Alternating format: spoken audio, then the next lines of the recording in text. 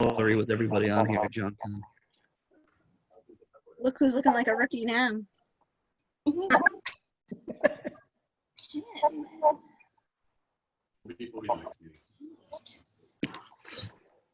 All right, I'll consider a vote to enter into executive session under RGL Section 4246A2 We have a and vote. RIGL Section 42465A via roll call. Do I have a motion? You have a motion. I got a motion by Rita. Do I have a second? Second.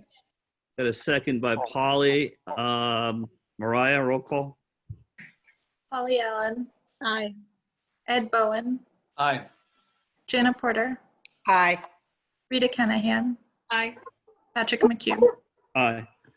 Okay, so we're going executive session. I guess we're leaving and we'll see you over there. Now.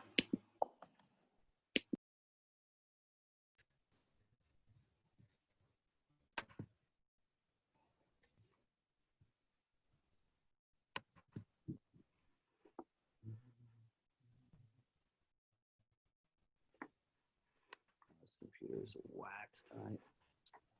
Computer's whacked.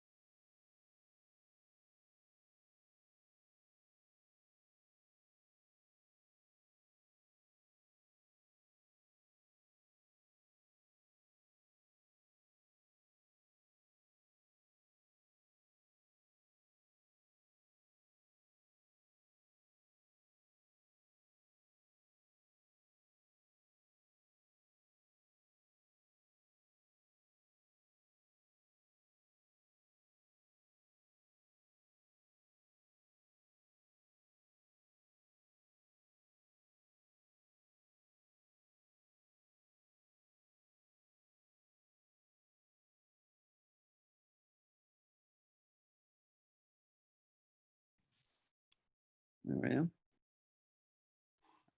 Anyone hear me? Yes, we can hear you, Patrick.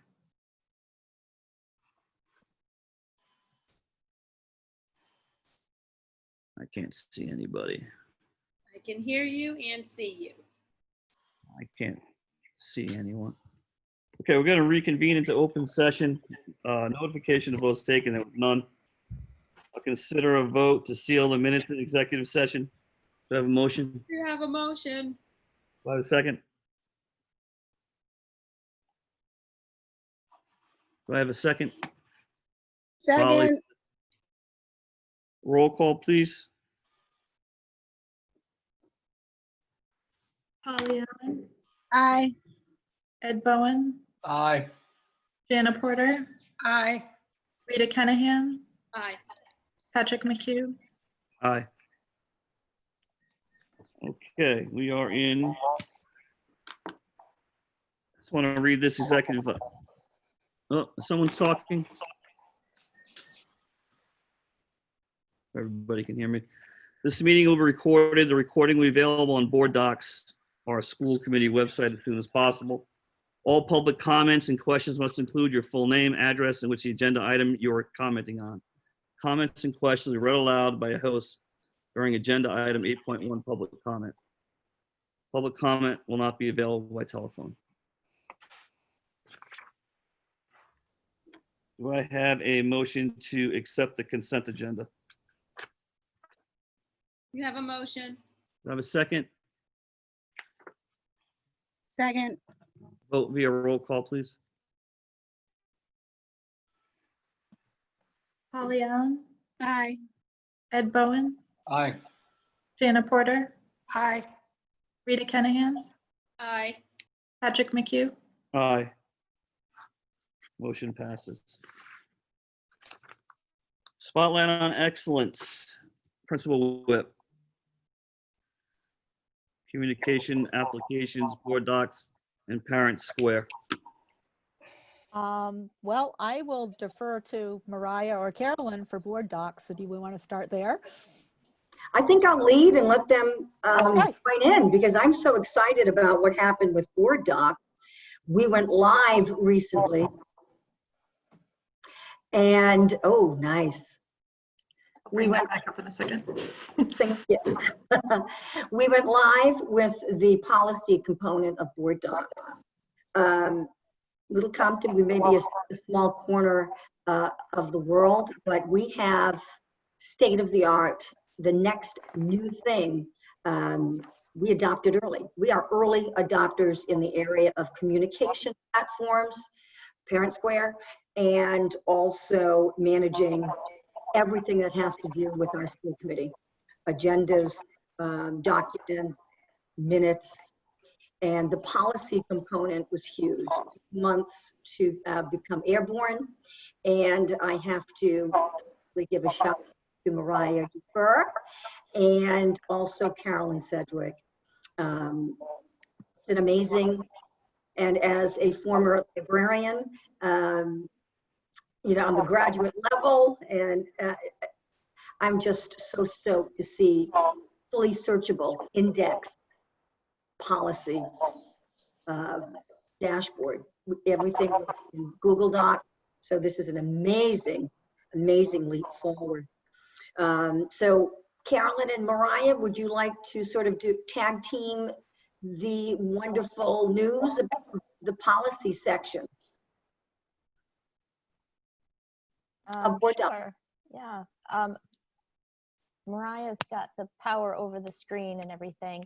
And implementing the policies was kind of a phase 2 for us in many ways, in bringing everything that the school committee does into one platform to make it very easily accessible to the public, and to create a continuous record of everything related to meetings. And now, as Dr. Dias-Mitchell said, the entire policy manual is online. And not only has it streamlined accessibility to policies, but it has given us a vehicle to really work in draft format and not lose pace. So I know Mariah has a little demo she can kind of drive to show the capabilities. Sure. So I just wanted to start out by showing how you could actually access Board Docs from our school website. If you go underneath district info, there's a couple different ways to get there. But basically, if you go to school policies and procedures, it will be a direct link right to our policy manual. If you're within the school committee section of the website, and you click on either agendas, minutes, video, meeting artifacts, all of those have links. They used to all be separate entities, and with Board Docs, we've been able to combine all of those for transparency, just one central location. So if you click on any of those, you'll get brought to the Board Docs home screen. And here you'll see any upcoming meetings, and then also a link to the policies manual. So I'll just give a quick overview about meetings first. When you're on there, you can click in. You can obviously view the agenda or print the agenda. Since we're working virtually now, there are all the links to any Zoom meetings listed there. If you're in a past meeting, I'll use June 10th as an example, you can view the minutes from the past meeting right there, or, oops, sorry, I just clicked out of my screen, standby. Or you can go and actually watch the video from previous meetings from there as well. So it's a one-stop shop for everything having to do with the meeting. Once you're actually in the meeting, anytime you see this little icon over here on the right, it means that there's an attachment that you can open up. Within Board Docs, there's different levels of privacy, which allow for a lot of transparency for open meeting laws, so we can make things available to the public really, really easily, and then also be able to share things with just the school committee if necessary. So that is a really nice feature that we have ability over. Over here in the top right, you'll find the Policies tab, and this is a direct link to our policies manual. So underneath each of these sections, you'll find any of the policies that we have inside the policy manual. Anytime, once again, that you see that little icon on the right, it does mean that there is a document that's linked right there. There's a couple different ways to search within Board Docs. If you want to search a policy, you can do it up here in the top left. And you can type in any item and it will pull up any policies that happen to have that particular word associated with them. If you're looking for a more global search and you're interested, for example, in any meetings, policies, minutes, or even attachments that happen to be associated with a certain word, you can do that from the top right.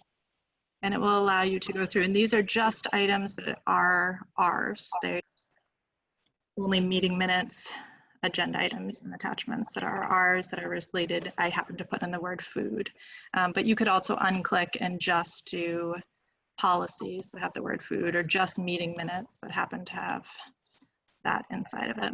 So you can narrow down your search pretty significantly. The other feature that I really wanted to mention was this icon up here on the top right. It's a share icon. So if there's a policy that you wanted to quickly send to someone and you click on that, you can copy that URL to your clipboard. And it's a direct link that you can attach in an email or some other way to make sure that the transparency is available. Are there any questions? I, for one, am in nerdvana when I see this. It checks all the boxes for those of us who are organizational, obsessed with organization and indexing and ready reference. So here it is. I mean, we are ahead of the curve. I don't know if our attorney and our business manager work in other districts.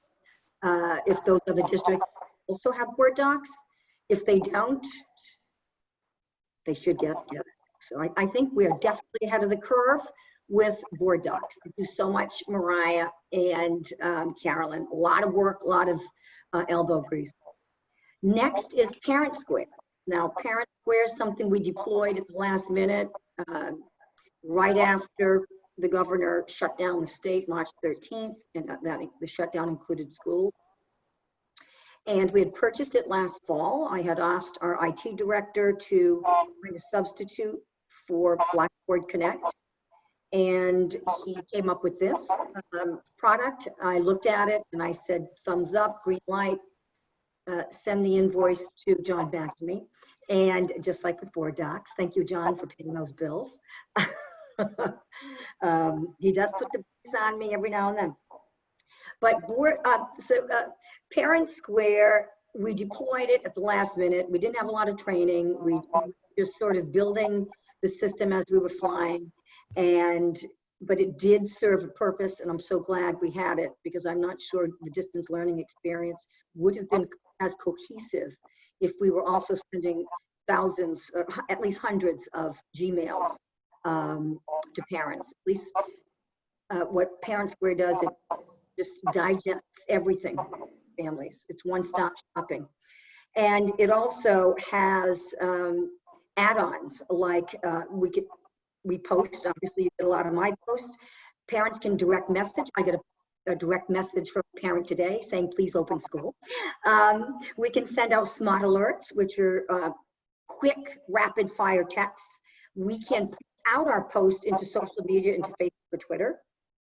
We can send documents in a secure environment. So we've got to deploy that, but we will. There's also Student Square. We can actually activate a safe area for students, especially if we're in distance learning ever again, where they can kibitz and share out and socialize. We can share files, photos, links. There's a resource hub that I created for our reopening team. We can send out lunch balance notices. We can do RSVPs, parent-teacher conferences, forms, permission slips, volunteer hours, payments, attendance, automatic absence notices. There's so much we can do. But here's the really good thing. If and when we open for the school year, and fingers crossed that we'll be in phase 4+, Parent Square has just added an app that will handle the attestation component of the state mandate for all kids and all staff to attest, to the fact every day that they are fever, sniffle, cough, sore throat free.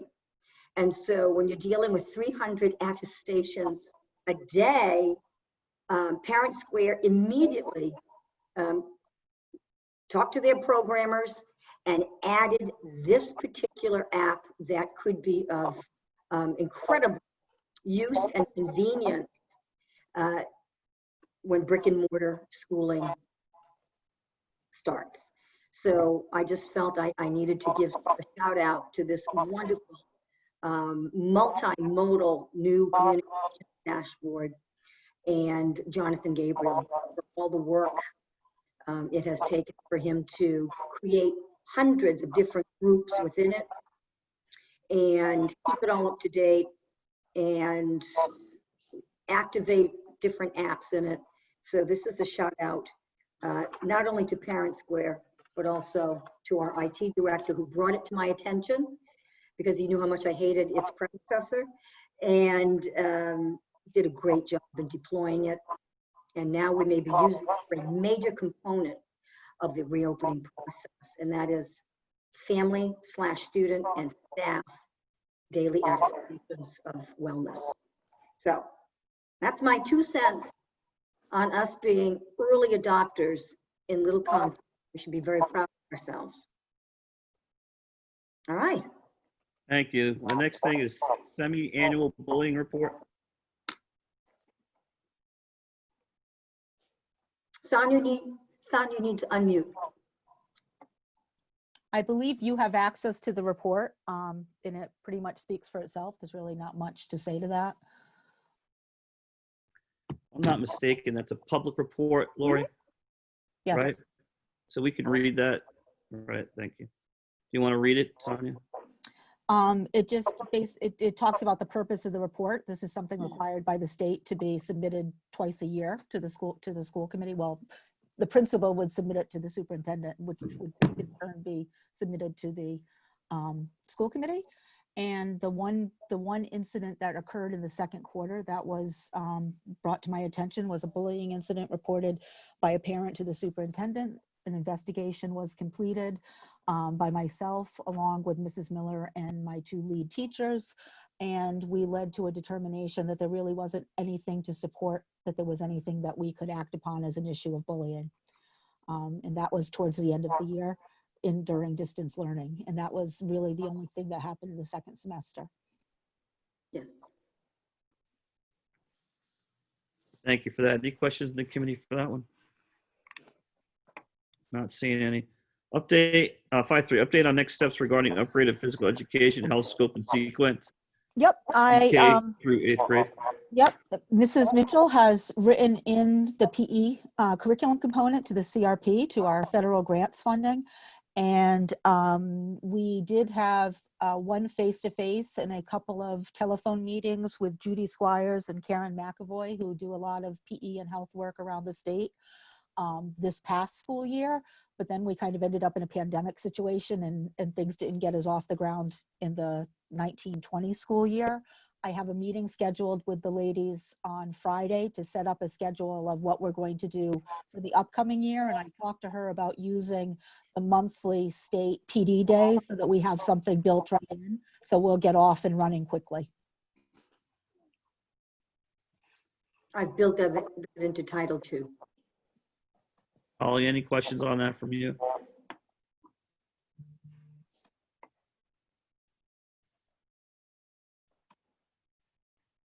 Polly, nothing from you? Mm-mm. Okay, No, thanks. Patrick. Thanks. 5.4 International Baccalaureate Report. Yep, I'll open that and then Sonia can close. This chair did request that our IB consultant hold some sort of a forum, informational forum for school committee members. And that is right now in the process of being planned. So thank you, Mr. McHugh. That was your idea, and I think it's a great idea. So we will be reaching out, finding out the availability of the 5 school committee members and folding in the consultant. And we also have a big day in Little Compton on October 8th. The consultant will be flying in. September And 8th. oh, please, oh my gosh, yes, all right. So I'm still in one of my Zooms right now. Okay, September 8th. Thank you for that, Sonia. And so, Sonia, I'll let you take that away because that is our big PD day regarding our candidacy phase for the International Baccalaureate Middle Years Program implementation at Wilbur McMahon School. And Nicole Jones is our consultant with IB, and she will be the one who will be doing a Zoom meeting with us. She did give Kelly Cole her availability, which was shared with Carolyn and Mariah so that we could set something up with you all to chat with Nicole. She will be coming in to do staff training on kind of the beginning phases of getting started with IB. We are fortunate in as much as almost all of our staff has gone through their initial training in their discipline at this point. There's 3 or 4 staff members that we need to get through in the first couple of months of the school year that travel plans and whatnot got in the way in the spring. But we literally have all of our elementary stakeholders trained in their IB discipline. So we really are going to start going gung-ho and start really embracing the IB world, sharing with parents, beginning to think a little bit differently how we instruct. So I think you'll see some really great things coming up in the new year, the new school. If I may, you meant middle school. Middle school, I'm sorry, Yeah. middle school. We're in a lot of Zooms all day long. Yeah. Sonia, the IB consultant Yep. is available on Thursdays. Is that what I? Thursdays is told. what she said. She said just about any Thursday at 7 o'clock she's available. It's 7 o'clock. Yeah.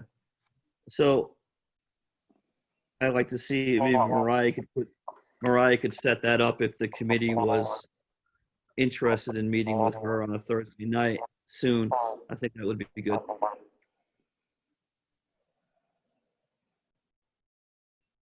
And just she works in an IB school in North Carolina. That's her background. And then she's involved in an IB school in North Carolina, but she also works for IB doing consulting work, which is how she ended up being assigned to us. Okay, thanks. So 5.5, update on Wilbur McMahon Island Moving Company collaboration. I have a meeting scheduled with Mickey Olson on Friday. My meeting with Judy Squires is next Friday. My meeting with Mickey Olson is this Friday. We did do a fairly extensive partnership with them this past school year. I really need to have some conversations with Mickey to see what things might look like if we're in a more virtual world. They did push out some virtual dance lessons at the end of last school year, but I am interested in talking with her and seeing how Island Moving Company has moved into doing things a little differently, which I'm sure they have, but I will get back to you after my meeting with her on Friday. Also, Bay Coast Bank has awarded our collaboration a $1,500 grant that will pay for a full semester of dance classes for students in need. Okay, terrific, thank you. That's been quite a success here. It has been. Superintendent report. Thank you, Sonia. You're Superintendent report, update on 2020 school year planning committee. I'm sure this is an easy one for you, Lori. I'm living it. For the past 3 weeks, schools throughout the state have been engaged in the planning process for the 2021 school year.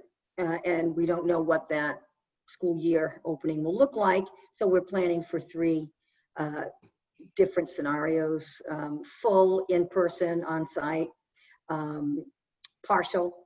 Some kids are full on-site, some are in-person at home, and also full distance. So our plan is really, I was told by the consultant from the DM group that is working with RIDE that we would be in a state of chaos for two or so weeks, and then suddenly the plan would just come together literally overnight. And none of us believed it because it's been foisted on us so quickly. So we needed some time to sort of synthesize all this information that's coming at us from state agencies and national agencies, all the guidance. And it's coming coming along really well. We have a really good rough draft, all 4 subcommittees. Mine is a bit verbose, my opening, so I'm going to cut back that a bit. But our teaching and learning team, our professional support team, our wellness and safety, social emotional learning team, and our district operational team. Everything is coming along as scheduled. This weekend, I will take all 4 draft documents and combine them into one cohesive plan. I'll do all the wordsmithing and changing, third person to the first person, Wilbur McMahon School, LCSD. And we used all of our data from our family survey and our staff survey. I will definitely give the school committee a heads up on the plan. The chair is a member of the reopening team, so he will see tomorrow the rough drafts scrolling before him in a Zoom with the whole group. We have a really good planning team. And then I will submit the document Monday to the DM group / a peer review team. So pretty much all day Monday, I will also be peer reviewing other districts' reopening plans. So Monday is all about reopening in Little Compton and the other 7 districts in the East Bay that I'm attached to. And then GM Group will also spend maybe a day or 2 on all of our plans, just looking at them, telling us areas of vulnerability that we store up and be more specific. And then I will, next Thursday, the last meeting in the planning process with our district team, the steering committee, I will share our final version of the plan with that team a week from tomorrow, and then submit it to RIDE on Friday. So we're all expecting RIDE to crash on Friday, as every district in the state submits. If our district is 100 pages or so and growing, I can only imagine what the larger districts are doing. I also sit on the reopening committee for the Portsmouth School Department. So I'm privy to their process and also a participant and representing our high school kids and our high school families. So we've all been busy. I want to thank our teachers. Our teachers have not been on summer break because we have been Zooming and G-meeting about the reopening process, morning, noon, and night, sometimes 7 days a week, and definitely our families will attest to that.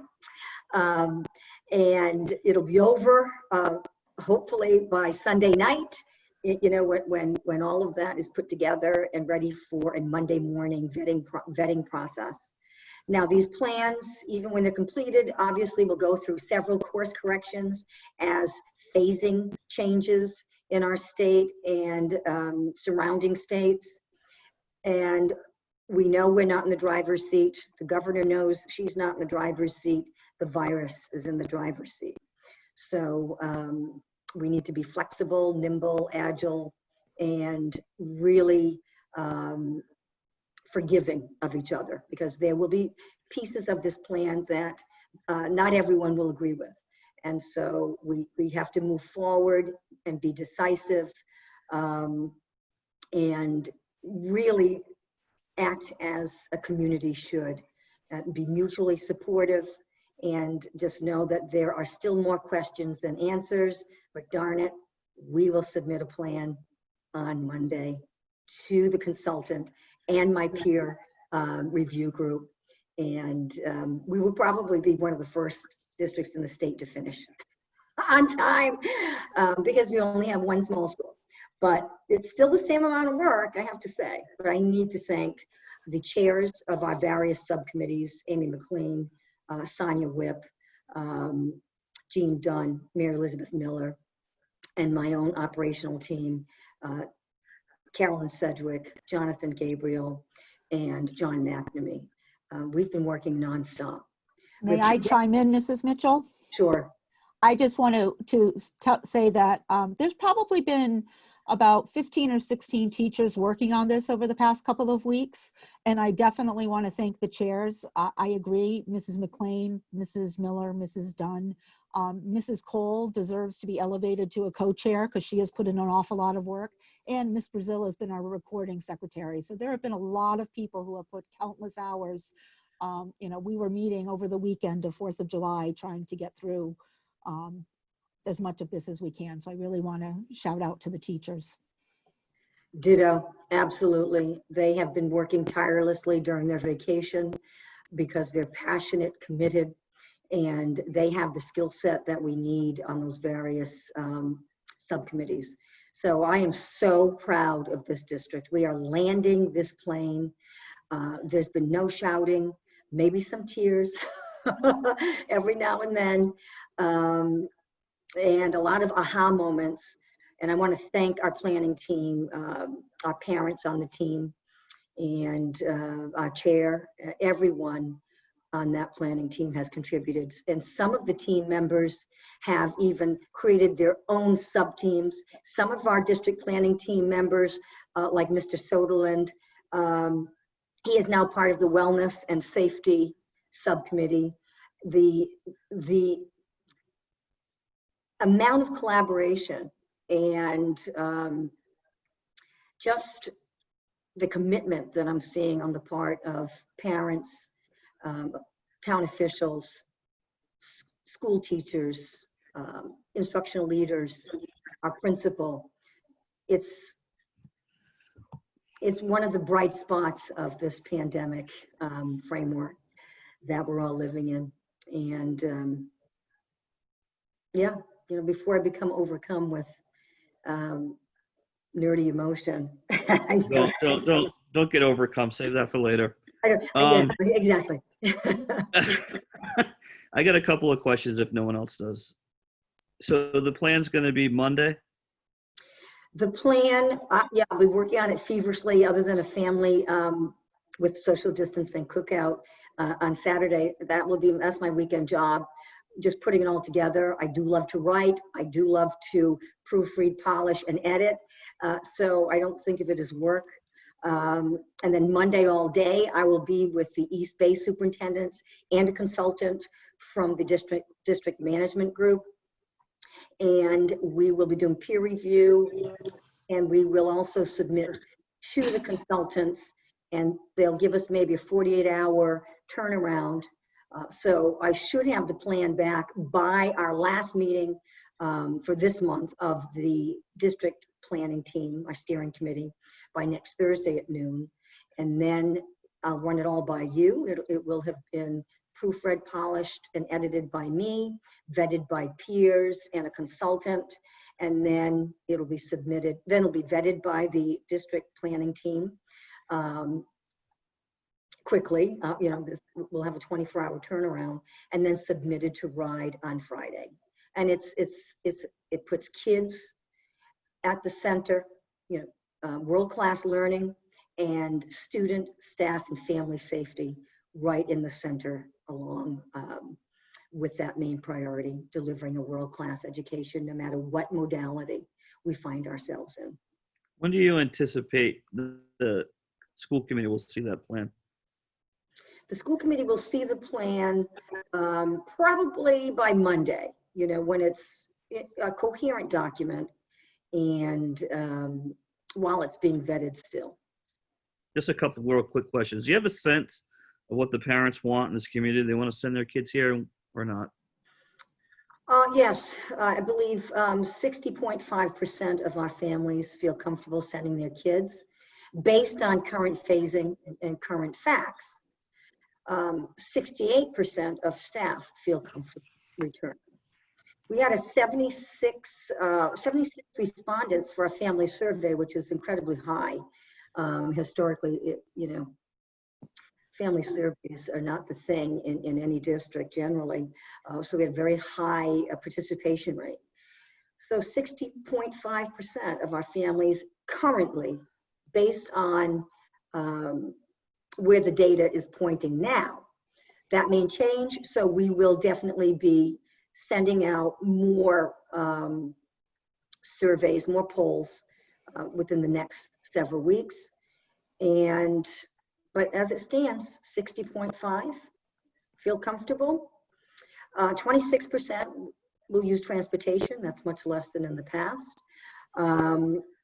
Like I said, 68%, we are mining this data every day. We can just, tick it off. 68% of our staff will feel comfortable coming back if everything, if everything aligns beautifully. So that's where we stand right now. Any other questions for this one, for anyone? Not seeing any. Thank you. So the last thing, which is very important to you, I know, the purchase of soccer goals Yeah. that were approved by this committee in the budget, and the budget is passed. All right, so yeah, so 6.2 is definitely the chair's agenda item. And the Quick Goal Deluxe European 8 by 24 feet with wheels, those soccer goals, the information has been given to Heather Fitzgerald, and she will be mocking up that purchase order and sending it off to John McNamee.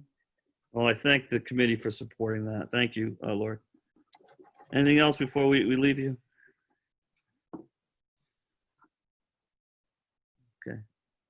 7, finance report, Mr. McNamee. Okay, we have the year-end preliminary numbers. So in these preliminary numbers, we have the full salary for the FY20 year. As you know, we pay 5 payrolls in June, so all the salary expenses in there. So what's happening now is we'll get a few odds and ends that'll be coming in. For example, today I got the final bill for the electricity, so that one will be put into the system over the next few weeks. So the only thing I'd like to highlight is the revenue side. What happened with the state budget was they had a $200 million hole, and in order to fill that hole, what they did was they reduced the state aid to education. So what happened was our June payment that we got, which is normally around 37,000, we did not receive. And what the governor is saying is in the CARES Act, there are 2 separate funds that we're going to be receiving monies from. The first fund, which is the Elementary Secondary School Emergency Relief Fund, which is known as ESSER, we're going to be getting that state aid in federal funds to make up for the differential that we were not paid in June. So that's really going to wind up making us whole on the state aid. And then there's, under the CARES Act, there's another fund called the Coronavirus Relief Fund, the CRF fund. And that is monies that's going to be distributed to the school districts based on their Title I allocations.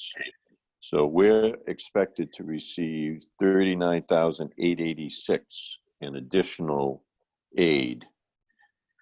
The question now is when that gets reported. The Auditor General is looking at this now to say, does this money get reported in FY20 or does it get reported in the next year, which will impact where we are bottom line. We're definitely going to have a surplus, but it's a matter of where that money goes. The other issue with these 2 funds or additional funds that we're going to be getting is RIDE has not been forthcoming with any restrictions, if any, on these funds. So the wording that came out today said that in early July they'll make available the specifics on how to access these funds. I think what's happening here is that the state wants to move this money into the FY21 year. And thereby get the money, get the reduction in the state aid in FY20 so that they can fill out that $200 million hole. But at this point in time, we just don't know what's going to happen in FY21 because the legislature is not going to come back to meet until mid-July or third week in July. So I think everybody's hoping for another round of federal money, which will help, I think, fund the education aid FY21. So we're not seeing some real drastic cuts in federal aid. So the long and short of it is we've got a few more weeks to figure out where this surplus is going to wind up being. So, but that's really the biggest item that we have to deal with on the FY20 financials at this point. So, Thank you, John. Any questions for John? We're going to get into that state aid later. Not seeing any. Committee reports. Portsmouth School Committee liaison reports. Yes. Portsmouth School Committee. So they take July off, but the last meeting I attended, much discussion on the school budget, which was approved by the town and reduced by over 200,000. Like us, lots of discussion on the school reopening, and their subcommittees are working diligently. Lori, I'm so glad to know that you're working collaboratively with the other districts, especially Portsmouth. And there was a project with the Portsmouth Middle School and a new principal for the Melville School. Their teacher's contract is settled as well. That's it. Oh, they settled their contract. Okay, thank you. 8.2 Recreation Committee liaison report. There's nothing to report. 8.3 Policy Subcommittee report and appointment of members. I'm going to appoint Lori Dias Mitchell and Carolyn Sedgwick to our Policy Subcommittee. Ed and Polly, we can wait till we get down to discuss down to action items. If that's okay. All right with you, Polly and Ed? Thank you. Wellness Subcommittee report, Jana. Just make sure you're unmuted, Jana.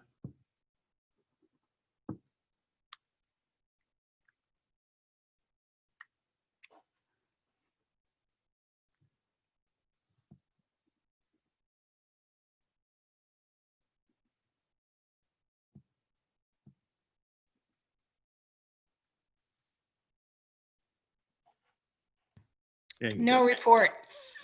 go. Oh, okay. Thank you. Thank you. That was worth waiting for, right? It was worth waiting for. 8.5 Oasis Subcommittee report. Am I going to Polly Allen on this? You can. I don't have. You're on mute, Polly. Jeez. I think Jonathan Gabriel did that. I had already unmuted. I don't have an official report, but I do know that Jeremy and a crew went in and did a lot of weeding with the Oasis committee. I think Mr. Gwynn was there and a few others. Forgive me for not knowing. Yeah, and it looks wonderful, Polly. Oh, They did good. a great job. Oh, good. I'm not part of that team and I haven't seen it, so I'm really not the one who should be reporting on it, but I do know that that part of it happened. Thank you. Okay, we're on to our discussion item. Discussion about state and federal funds appropriated to Wilbur McMahon School. John McNamee, I was wondering if we could go through this with you real quickly. It's my recollection that our state and federal funding is about 5% of our budget. Is that about right? yeah, the biggest funding source of the budget is obviously the town appropriation. So on the FY21 budget, that's 7,196,000. The next largest item is state aid, which is the monies that we get from the state for education based on the formula, and that was 405,266. And then there are federal grants that we receive in the form of Title I, Title II, IDEA preschool, and a REAP grant. And they total 226,860, which is going to be the budget for FY21. So you can see that we have federal grants represent the smallest portion of the revenues that we do receive. So can you break down that state aid, the 405? Where's that come from? It comes from the state. That's based on the formula, the funding formula that the legislature put together about 12 years ago, I guess now. And every year they will vote, and that's based on enrollment. It's Yep. based on valuation, property valuations of the community, disposable income, medium income, I should say. So there's a formula that they derive, which allocates that state aid to each of the districts.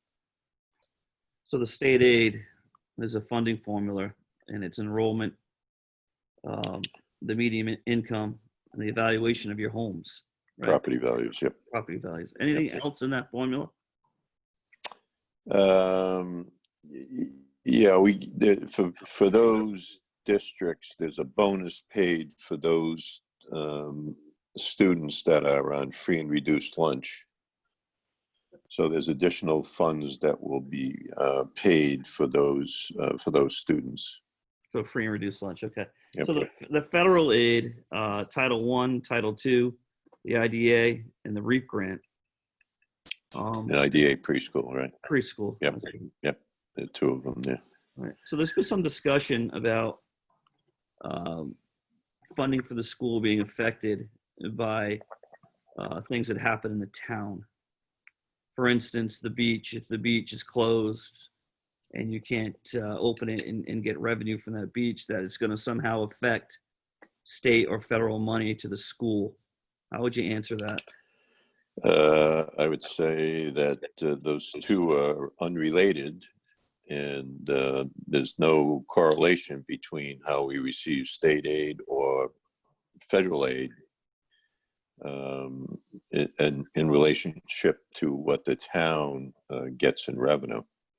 So it has no impact on either of those.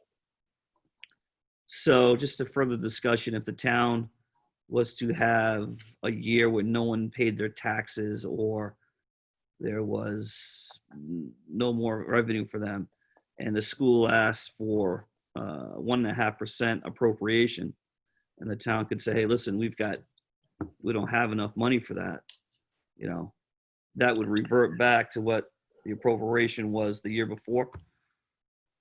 Well, there's a law out there called maintenance of effort. So the town, unless there's something that happens on the school side, which I believe is, let's say, the decrease in enrollment by more than 5%, by law, each town must fund the school department at the level that it was funded at in the previous year. Level funding, right? Well, yeah, it's level funding, yeah. Any other questions on the committee on that explanation about our state and federal funding? All right, thank you. Thank you, John. You're welcome. So we have public input. If anyone would like to speak, you can either go in the chat or you could put a question, and you can obviously do that as we continue down on the agenda if there's no one. Do we see anyone? Any hands raised? Okay, thank you. So 11.1, consider, discuss, and vote to amend the transfer policy. I'll consider a motion for the transfer policy. Do I have one? You have a motion. I have a motion. Do I have a second? Rita gave me a motion. Polly with a second. Discussion, Ed? It's pretty self-explanatory. But I'm happy to answer any questions. It is, we had a transfer policy, but it didn't address items specifically an unpaid school lunch bill. So this addresses that. And if I adjust this, I can read it if anyone can't see it on the screen. Is that what? Is this a second? Is this a second read, Ed? This is the second. All good? Was that a yes? That was a yes, yes.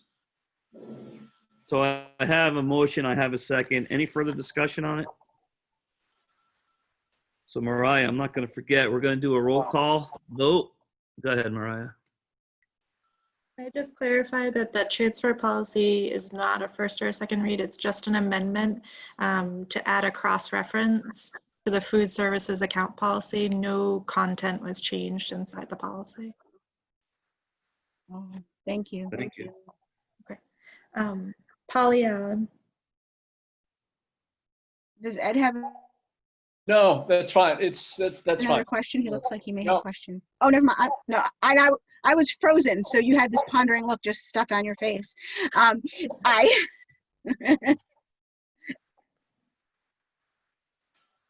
Did you say aye? yes. Ed Bowen, Aye. Jana Porter, Jana's on mute. Jana's on mute. I read her lips, if that counts. Okay, aye. Rita Kenahan, Aye. Patrick McHugh, Aye, so that passes. Thank you. 11.2, consider, discuss, and vote to approve the employment contract template. Is this an amendment, first read or second read? This could be a first read. Let me find it in the 9 tabs that I still have open here.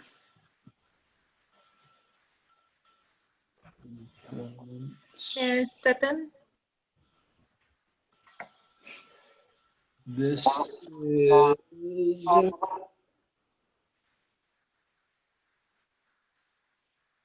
Yeah, I think this is a first read. this is done for a first read.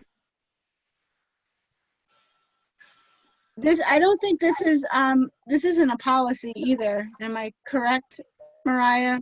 This is just a template. So I don't believe it needs a first and second read. It is on just for school committee review and approval for full disclosure. That's it.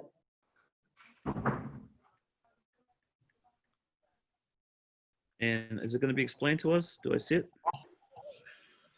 Perhaps I can get, you'll have to forgive me. I was due to circumstances beyond my control, I was unable to make the last meeting. So I have seen this. I was under the impression that it was on for first read.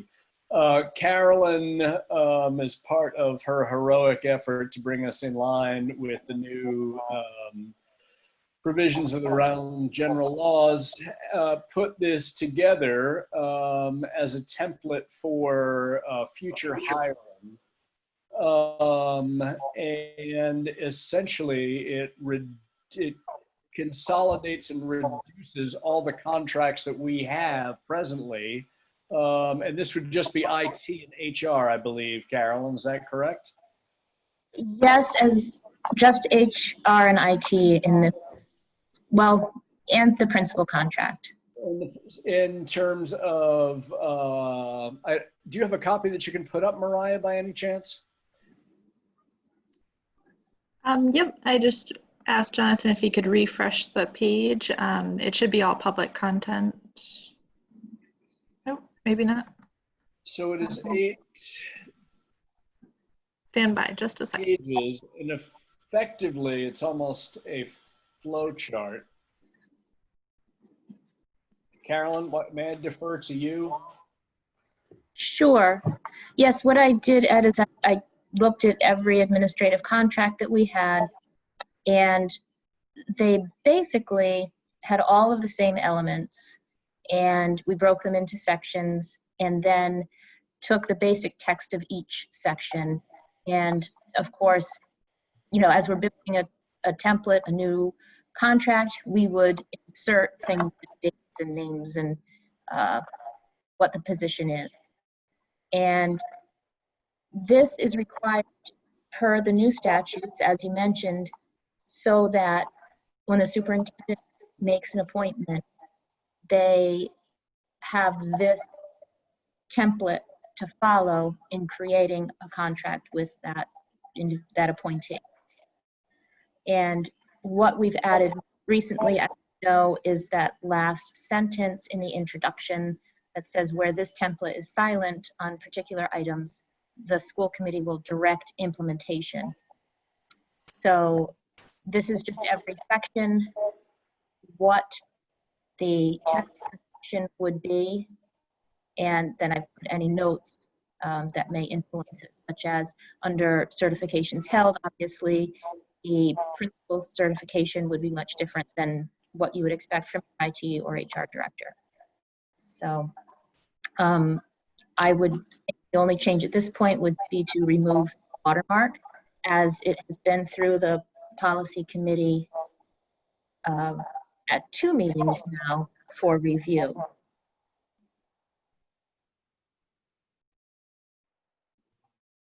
Just freeze up there, no? Okay, thank you. So I am going to get a vote on this. Well, let's get it bumped up. You guys hear me okay? I can hear you. I'll consider a vote to approve the employment contract template. I So will moved. set your motion. Do I have a second? Second. We'll vote by roll call, please. Polly Allen, Aye. Ed Cohen, Aye. Jana Porter, Aye. Rita Kennahan, Aye. Patrick McHugh. Aye.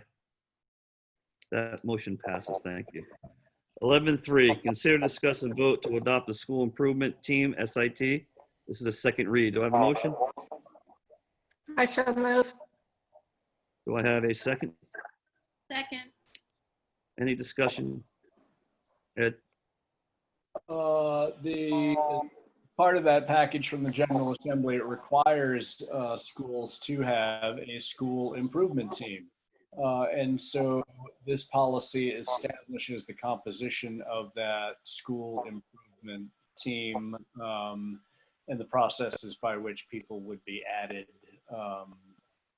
et cetera.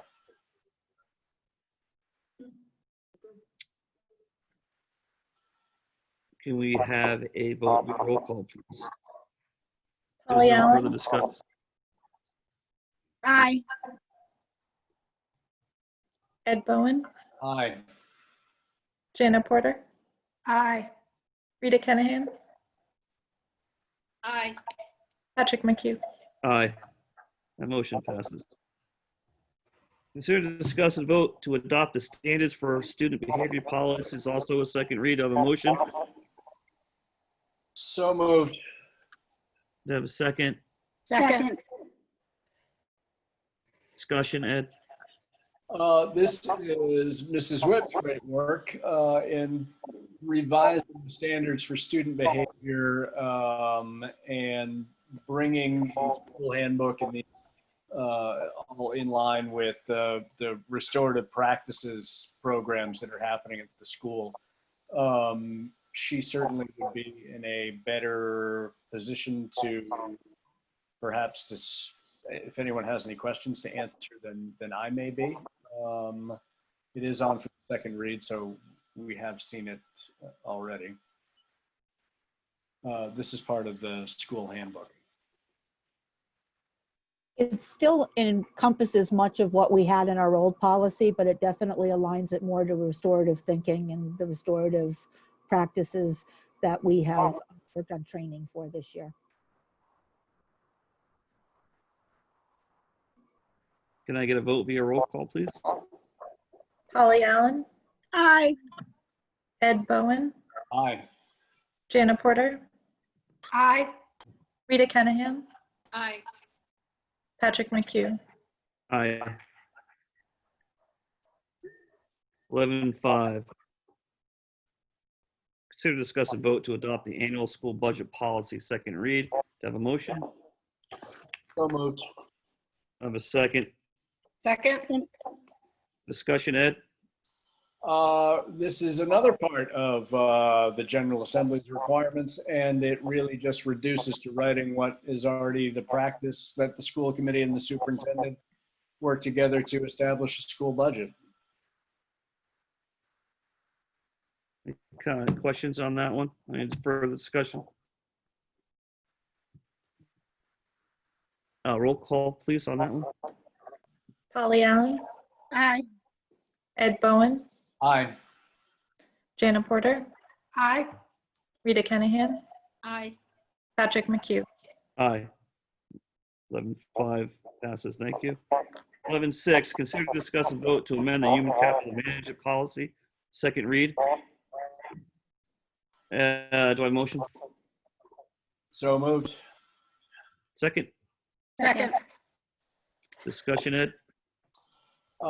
This is Carolyn's great work again, and the only change that we made to it this evening was that every place it read superintendent or designee, the or designee was struck. So it puts it all firmly in Mrs. Diaz-Mitchell's lap.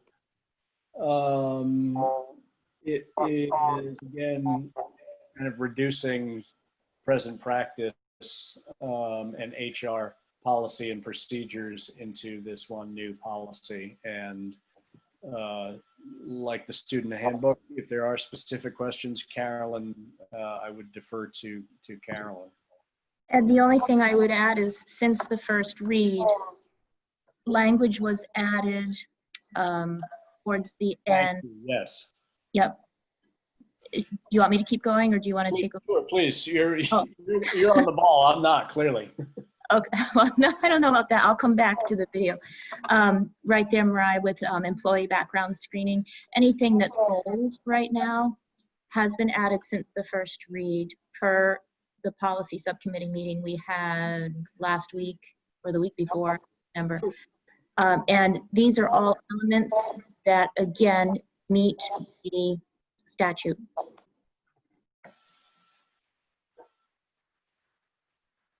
All right, roll call to accept the capital management policy. Polly Allen, Aye. Ed Bowen, Aye. Jana Porter, Aye. Rita Kennahan, Aye. Patrick McHugh. Aye.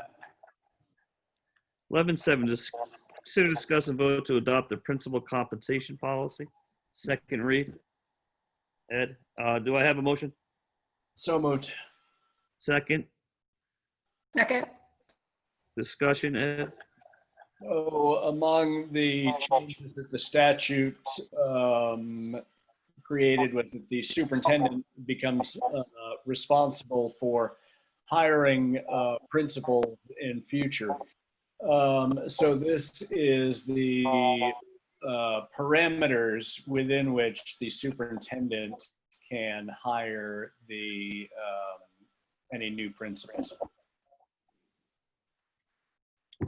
Any discussion? Roll call vote, please. Polly Allen, Aye. Ed Bowen, Aye. Jana Porter, Aye. Rita Kennahan, Aye. Patrick McHugh. Aye. 11-8, consider, discuss, and vote to amend the personal management system policy. It's our first read, so no vote. Ed? More of, let me find, I've got so many tabs open, I can't find them anymore. More of Carolyn's HR work, and this is more for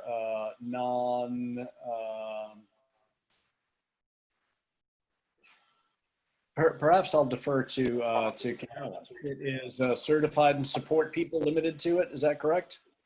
This actually points to our substitute hiring and staff procedures, but there were some elements we wanted to incorporate, including crossover to the human capital management policy, so that they're referencing each other for one, but also some of the terms within them are consistent, such as background checks and non-fraternization, wording like that.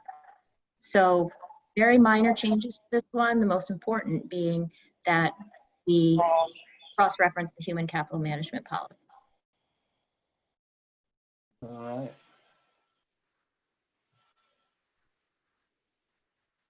Does that answer your question, Pat? Yes, thank you. Any further discussion on that one? Not seeing any. 11.9, consider discuss and vote to adopt the Human Resources Director Administrative Assistant to the Superintendent Compensation Policy. It's a lot of words. First read. Ed? More of Carolyn's, and this is actually for Carolyn's position for future hiring, as this also falls within the superintendent's hiring purview going forward. And so similar to the principle that establishes the parameters for hiring in the future.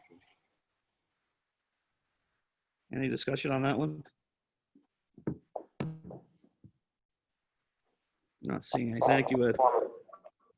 11.10, consider, discuss, and vote to adopt the Information Technology Director Compensation Policy as a first read. Ed? This is similar to more of Carolyn's great work and similar to the HR one that we just read, but with respect to the IT position, it too will fall within the superintendent's purview moving forward. And so this also establishes parameters for that, for hiring that position. Any other discussion on that? 11.11, consider, discuss, and vote to approve any request for information for administrative or legal counsel via roll call. Anyone have anything? Okay, thank you. I'll consider a vote to adjourn. Do I have a motion? Motion. Second? Second. Vote via roll call. Polly Allen, Aye. Ed Bowen, Aye. Jana Porter, Aye. Rita Kenahan, Aye. Patrick McHugh. Aye. Thank you, everybody. Thank you. Thanks, Pat. Aye.